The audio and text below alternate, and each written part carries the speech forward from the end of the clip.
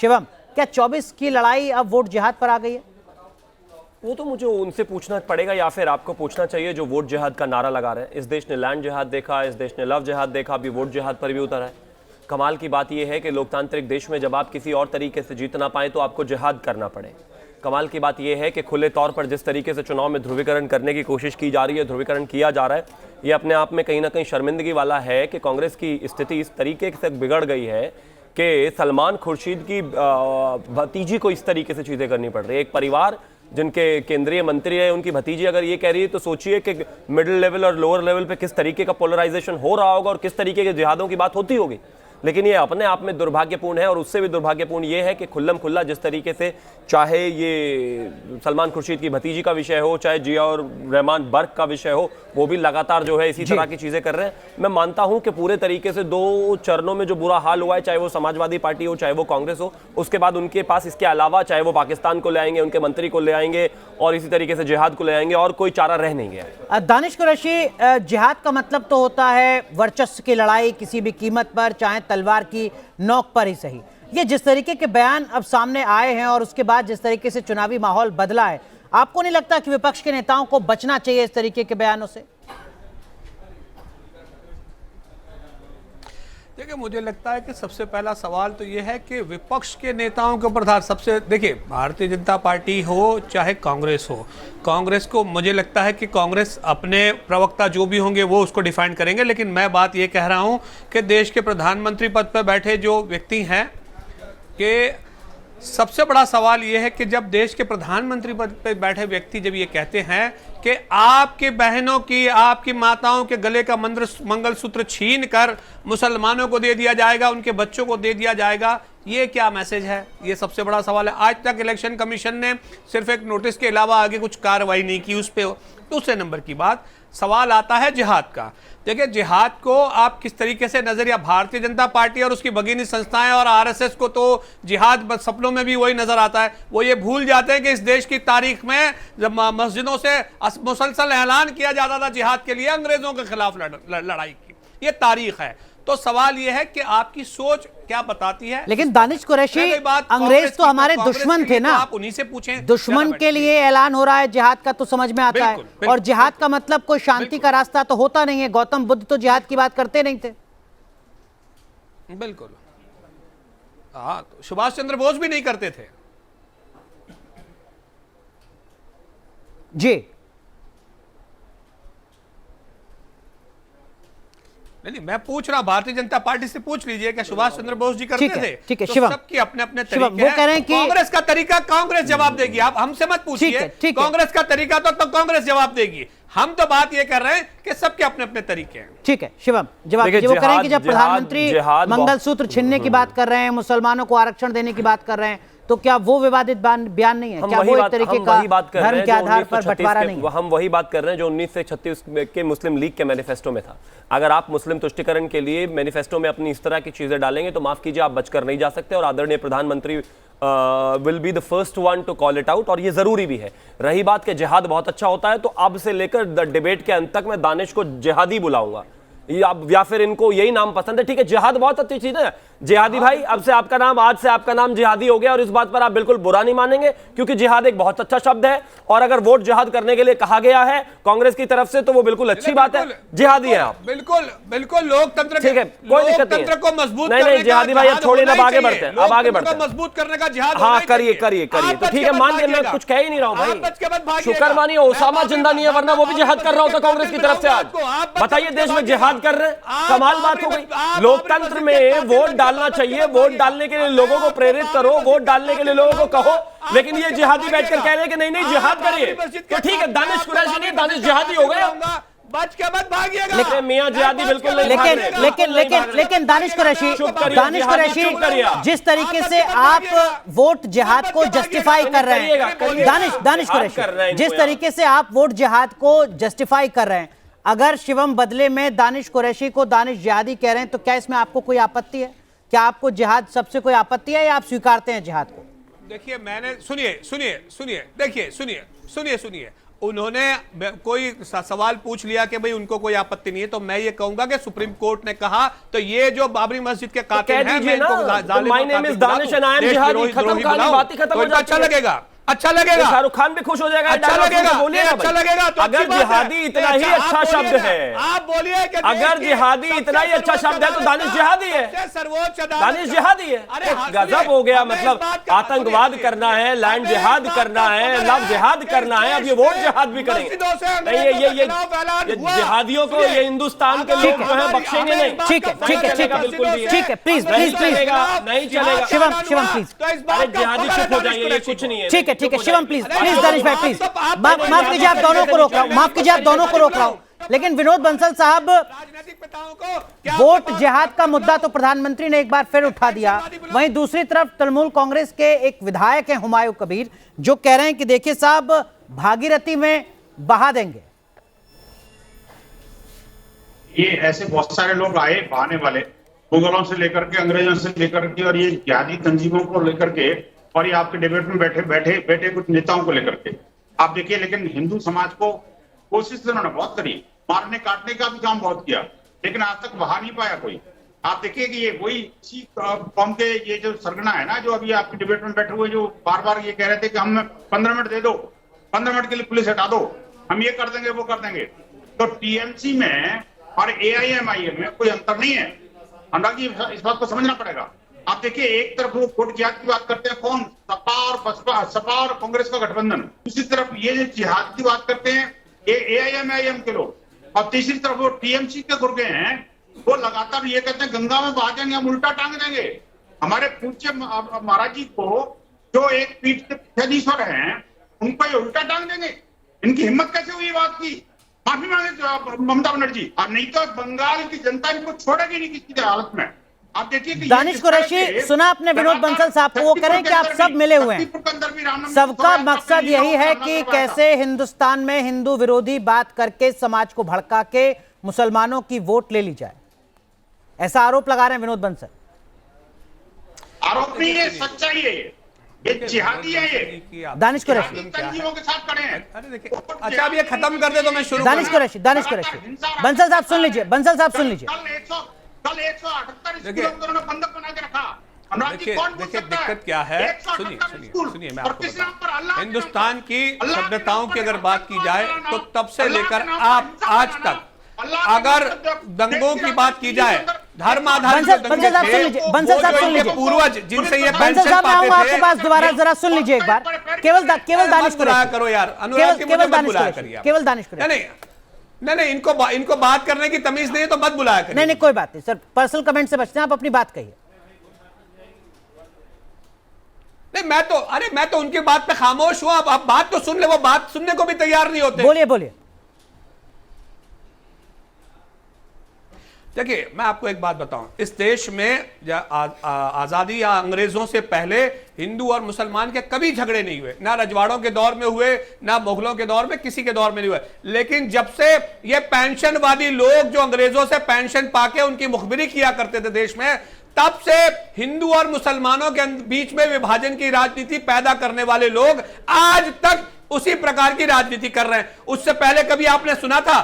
तरह तरह के रजवाड़े इस देश में थे, हिंदू रजवाड़े भी थे, मुस्लिम रजवाड़े थे, उसके अलावा के और भी रजवाड़े थे। लेकिन सवाल यह है कि कभी कोई झगड़ा फसाद नहीं था, लोग ईद भी मनाते थे, लोग होली भी मनाते थे। लेकिन जब से ये सोच, पेंशनवादी सोच इस देश में पैबस्त हुई, तभी से ये सारी। दानिश कुरैशी, जो आप कह रहे हैं क्या इसका मतलब यह है कि अकबरुद्दीन ओवैसी को, दानिश कुरैशी जो आप कह रहे हैं क्या इसका मतलब यह है कि अकबरुद्दीन ओवैसी को भाजपा के ही किसी नेता ने जाके कहा था कि आप ये बयान दे दो कि 15 मिनट के लिए पुलिस हटा दो?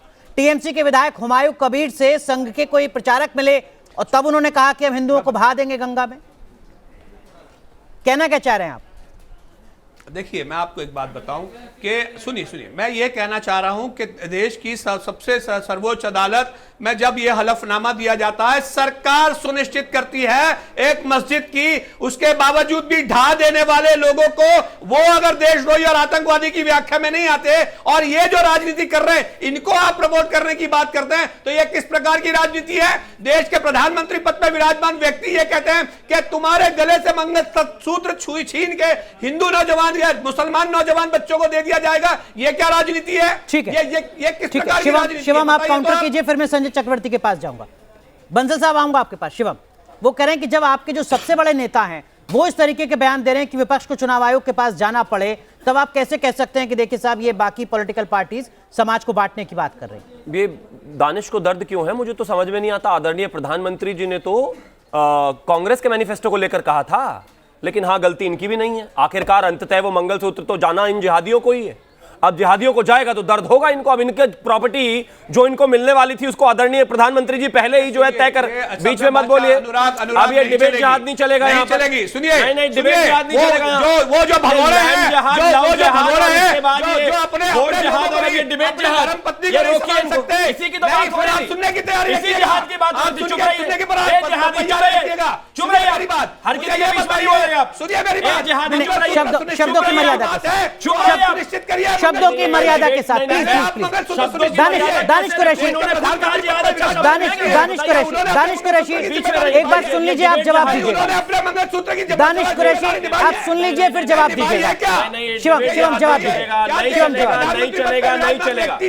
ये डिबेट केवल शिवम क्या नहीं, केवल शिवम क्या चुप हो जाओ, केवल शिवम। अरे जिहादी चुप हो जाओ प्लीज। Thank you. मैं सिर्फ एक ही चीज कहना चाहता हूं कि आदरणीय प्रधानमंत्री जी ने कांग्रेस के मैनिफेस्टो को लेकर यह बात कही थी, और मैं अपनी बात पर, पार्टी इस बात पर, आदरणीय प्रधानमंत्री जी इस बात पर कायम है कि जिस तरीके से सबसे पहले मुस्लिम लीग का कॉपी पेस्ट करके 1936 के मैनिफेस्टो को कॉपी पेस्ट किया कांग्रेस ने, नंबर 1। नंबर 2, जब वो रीडिस्ट्रीब्यूशन ऑफ वेल्थ की बात करते हैं तो वो आदरणीय प्रधानमंत्री जी इस बात को क्लियर करते हैं कि चाहे वो सोने की बात हो, चाहे वो मंगलसूत्र की बात हो, चाहे वो कार की बात हो, चाहे वो घर की बात हो, चाहे वो जमीन की बात हो, वो हर कुछ बांटकर उनको देंगे। किनको देंगे? जिहादियों को। ये जो बैठे हुए हैं, अब इन्होंने खुद कहा कि जिहाद अच्छा शब्द है। मेरी गलती नहीं है इसमें।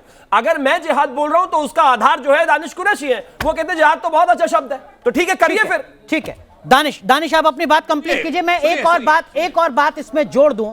और देखिए, आप ऐसे पल्ला नहीं झाड़ सकते कि साहब हम कांग्रेस के मुद्दे पर बात क्यों करेंगे। कांग्रेस पार्टी ने हैदराबाद में अपना उम्मीदवार नहीं उतारा है कि असदुद्दीन ओवैसी चुनाव जीत जाएं। वो अलग बात है, वो अलग बात है। लेकिन दानिश कुरैशी, किसने कहा आपसे? किसने कहा आपसे? दानिश कुरैशी समाजवादी पार्टी के, सुन लीजिए, सवाल सुन लीजिए, आप जवाब दीजिएगा। समाजवादी पार्टी के नेता अगर चुनावी रैली में ये कहते हैं अपने मतदाताओं से कि अतीक, अशरफ, मुख्तार को याद करके उनके नाम पर वोट दो, क्या ये जस्टिफाइड हो सकता है? किसको ग्लोरीफाई कर रहे हैं और क्यों? देखिए, दो बातें मैं आपको बता दूं। देश के प्रधानमंत्री पद पर विराजमान व्यक्ति नरेंद्र मोदी ने मंगलसूत्र की बात की है। मैं ये कह रहा हूं कि क्या उन्होंने अपने मंगलसूत्र की सुरक्षा सुनिश्चित की? ये आप कह चुके हैं। पहले तो वो कर दें, उसके बाद दूसरी बहनों की बात करते तो ज्यादा बेटर रहता है। आप सुनिए, अब इससे आगे सुन लीजिए। दूसरे नंबर की बात, हमें इस बात का फक्र है कि अंग्रेजों के खिलाफ जंग आजादी में जिहाद का जो हमारे बुजुर्गों ने ऐलान किया, उस पर हम फक्र करते हैं। तो क्या वो ये फक्र करते हैं जो अंग्रेजों की पेंशन पा रहे थे और उनकी पेंशन पे जीने वाले, देश में विभाजन की राजनीति करने वाले आज तक सत्ता में बैठे लोग हैं, जो सुप्रीम कोर्ट के हलफनामे के बावजूद भी अपने जो हरकतें हैं उससे बाज नहीं आते? ये हो गए दूसरे नंबर की बात। दानिश, जो आप कह रहे हैं, आप फिर जिहाद को जस्टिफाई कर रहे हैं। पार्टी का दानिश कुरैशी भाई, आप फिर जिहाद शब्द को जस्टिफाई कर रहे हैं। फिर शिवम त्यागी आपको जिहादी बोलेंगे, आपको बुरा लग जाएगा। जिहादी शब्द अच्छा तो नहीं हो सकता ना सर? ये अच्छा शब्द है। मैं उनको पगारदार बोलूंगा ना, मैं अंग्रेजों का मुखबिर और पगारदार बोलूंगा, कोई परेशानी नहीं है। हमके तो फकर है, आप कबूल कर लीजिए कि आपको फकर है। ठीक है, आप पूछ लीजिए कि उनको फकर है या नहीं है। मैं इसीलिए बीच में नहीं बोला। Thank you. मैं एक चीज और कहना शिवम 20 सेकंड बस। ये नहीं, ये AIMIM वाले इस बात को, इस देश को झूठ बोलना बंद करें कि वो आजादी की लड़ाई में थे। राजाकार अभी एक फिल्म आई है, इतिहास बताऊंगा, अभी बेकार की बातें कर रहे हो। ठीक है। दोयमपल्ली जो गांव है हैदराबाद के बराबर में, हिंदू महिलाओं को गोलियां मारी है, बच्चों को गोलियां मारी है, देश से लड़े और ये कहते हैं कि हम आजादी में लड़े। झूठ मत बोलिए इनको प्लीज। ठीक, आप अपनी बात कंप्लीट करिए। ठीक है, प्लीज आप दोनों को रोको। ठीक है, संजय चक्रवर्ती प्लीज, दानिश भाई प्लीज। संजय चक्रवर्ती, हुमायूं कबीर के खिलाफ टीएमसी ने कोई एक्शन लिया है क्या, या टीएमसी हुमायूं कबीर के उस बयान के साथ खड़ी है जिसमें वो कह रहे हैं कि हम हिंदुओं को भागीरथी में बहा देंगे, गंगा में बहा देंगे? संजय चक्रवर्ती। देखिए, नमस्कार। मैं बहुत देर से आप लोगों का डिबेट को सुन रहा था, और पहले तो मैं जवाब तो प्रधानमंत्री जी का ही दे देता हूं, उसके बाद मैं अपनी बात करता हूं। तो प्रधानमंत्री जी ने एक, जो कि क्या है कि जो बोल देते हैं उसके बाद इनके जितने भी लोग, जितने भी नेता हैं, वो फिर उसको पढ़ते नहीं हैं। तो प्रधानमंत्री की बात को ही repeat and repeat and repeat and repeat, उसी को सच मान करके वो जो बोल देंगे उसको सच मान लेते हैं, पढ़ते नहीं हैं। कांग्रेस के ये मैनिफेस्टो पढ़ लिया, कहाँ मैनिफेस्टो में कहाँ लिखा हुआ है कि वो जो है मंगलसूत्र भेज देंगे, कहाँ लिखा हुआ है कि वो जमीन बंटवारा करके। संजय चक्रवर्ती उस डिबेट पे नहीं पढ़ते हैं। कहाँ पे लिखा? हुमायूं कबीर ने जो कहा है वो आपने पढ़ा या सुना है? मैं बिल्कुल पढ़ूंगा। हुमायूं कबीर ने जो कहा है वो आपने पढ़ा या सुना है? ये मैं उस बात को लेकर एक, मैं सब सुना हूँ, सब पढ़ा हूँ। मैं पहले प्रधानमंत्री की बात जरूर करूँगा, इसलिए करूँगा क्योंकि वो देश के प्रधानमंत्री है, और वो जब इस तरह की बातें करते हैं जो लिखा ही नहीं है, वो जब इस तरह की बातें करते हैं तो वो देखिए, हुमायूं कबीर कौन है? कौन है? बंगाल से ज्यादा उसको बाहर के लोग नहीं जानते, लेकिन प्रधानमंत्री को विश्व में अरे समझाते हैं। एक चुना हुआ नेता है, विधायक है वो। इस 2019 के लोकसभा चुनाव की तीसरी सबसे बड़ी पॉलिटिकल पार्टी के वोट प्रतिशत के लिहाज से उस पार्टी के चुने हुए विधायक हैं। अरे पूरी बात तो सुन लीजिए, मैंने क्या बोला। अरे मैंने क्या बोला अभी? उनको बंगाल के बाहर कौन जानता है? मैंने यही शब्द का तो हरी झंडी है, कुछ भी कहे। प्रधानमंत्री पूरे विश्व में सबको उनका परिचय है। अगर वो अगर कुछ बोलते हैं तो पूरे विश्व। संजय चक्रवर्ती, आप हुमायूं कबीर के बयान को जस्टिफाई कर रहे हैं। आप कह रहे हैं कि छुटभइये नेता है, कौन सुनेगा उनके बयान को? कह दिया कल को आप कहेंगे बहा दिया।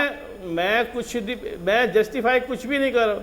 आप बात को घुमाने की कोशिश ना करें। अरे तो हिम्मत जुटाइए और कहिए कि हुमायूं कबीर ने जो कहा वो बिल्कुल गलत कहा, पार्टी को एक्शन लेना चाहिए। मैं कह रहा हूं ना, मुझे आप पूरी बात, आपको पूरी बात कहने को आप कह ही नहीं रहे, कहने नहीं दे रहे पूरी बात को। या तो आप सवाल पूछते रहिए, मैं जवाब देता नहीं, चुपचाप सुनता रहूंगा आपको। लेकिन अब 2006 का बयान को, जो आप मनमोहन सिंह का बयान है, उसमें कहाँ लिखा हुआ मुसलमान को दे देंगे? अरे सर, मैं हुमायूं कबीर की बात कर रहा हूं, अब आप नरेंद्र मोदी से मनमोहन सिंह पर पहुंच गए। हुमायूं कबीर का बयान सही है, गलत है? पार्टी एक्शन लेगी, लेना चाहिए या नहीं लेना चाहिए?